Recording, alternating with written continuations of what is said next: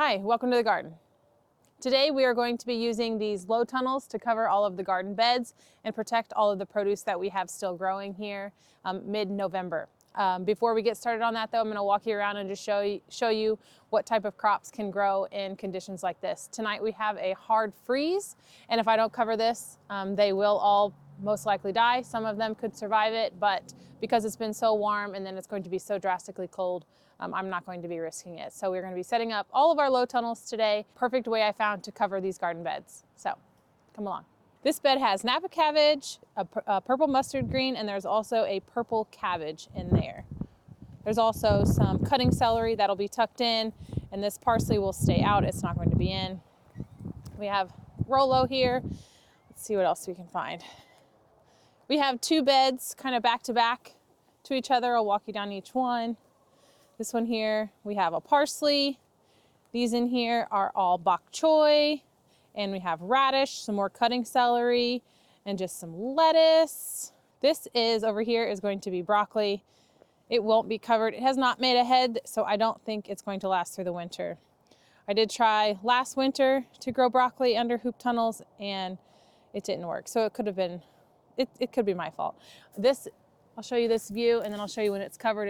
It's always so fun to have all of this beautiful vegetables tucked in a cold winter day. Again, we have some more lettuce, kale. This is a purple Napa cabbage. This is some more bok choy, a little bit bigger, different variety, and some more Napa cabbage that is growing.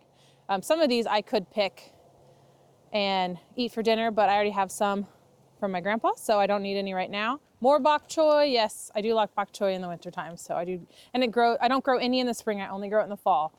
And it's delicious. We have too hot of springs that doesn't like it. You can see a few carrots that did make it. They're tucked in there, but this is a Savoy type cabbage. On this one over here, we have a daikon radish growing. We have some kohlrabi tucked in, growing in there, way down in there. And then these big plants here, these are all cauliflower. They are budding up and making a head. So we'll see how they do throughout the winter. And this bed, which we will not be covering, mostly because I don't have the materials to cover it, but this bed here has more kale, onions, and there's some kohlrabi. The kale should be okay, but you never know. These beets, those will also stay uncovered. This is the bed right here that I'm going to be planting some garlic.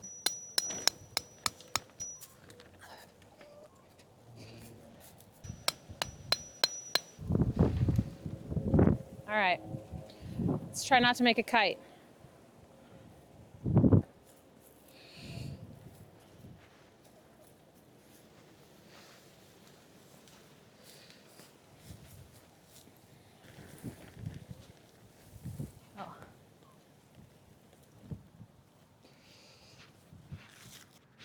For this bed, we are using a 5-foot frost cover with these little wire hoops that go over the top. You can use sandbags on the side to hold them down.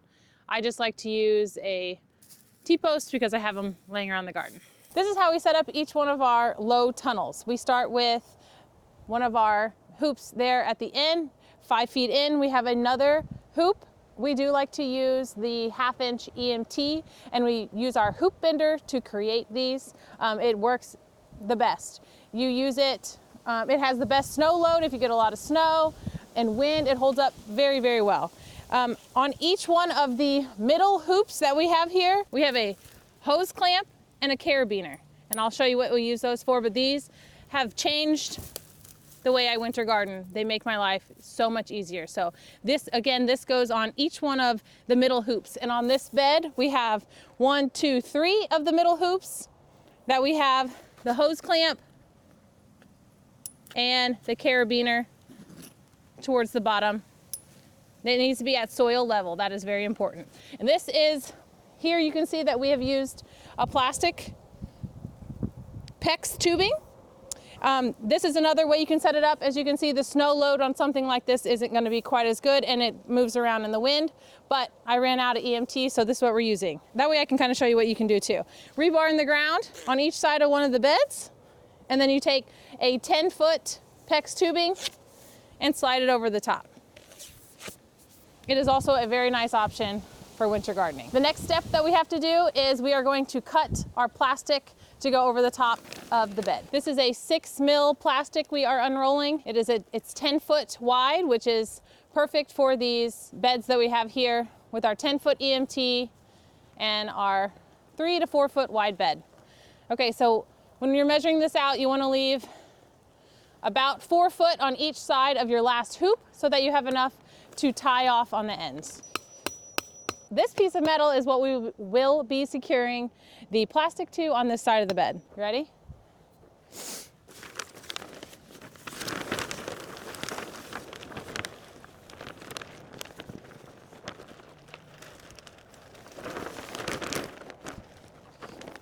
Use the pole to kind of grab the plastic and wrap it around so you can make it nice and tight.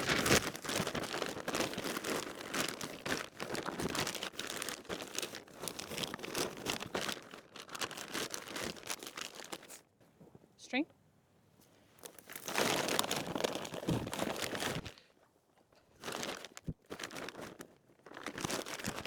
Think it's tight enough?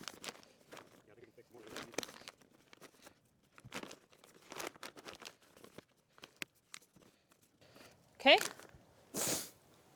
we're gonna go ahead and tie this side too. This plastic isn't the easiest to work with. I definitely prefer my frost cloth. It's a lot easier. Does it look tight enough? You can get it inside. Okay. This is shock cord right here, and I have it attached to the carabiners at the bottom. So if you saw me a while ago show you the carabiners, that's what holds down the shock cord. So to make one of these, you need 12 foot of shock cord. I'm gonna have my husband help me. So you want 12 foot.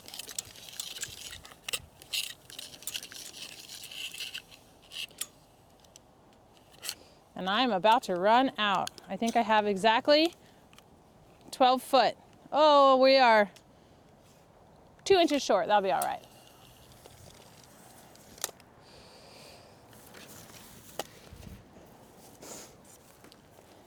You take this and you make a loop.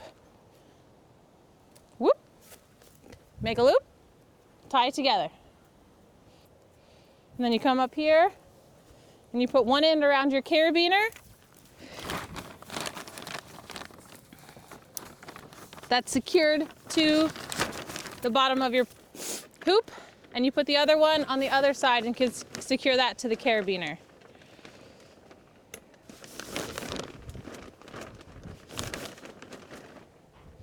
You spread it out so it covers very nicely.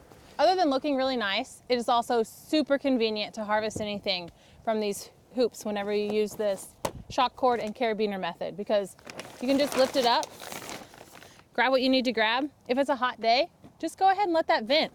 This holds it there and you don't have to worry about it.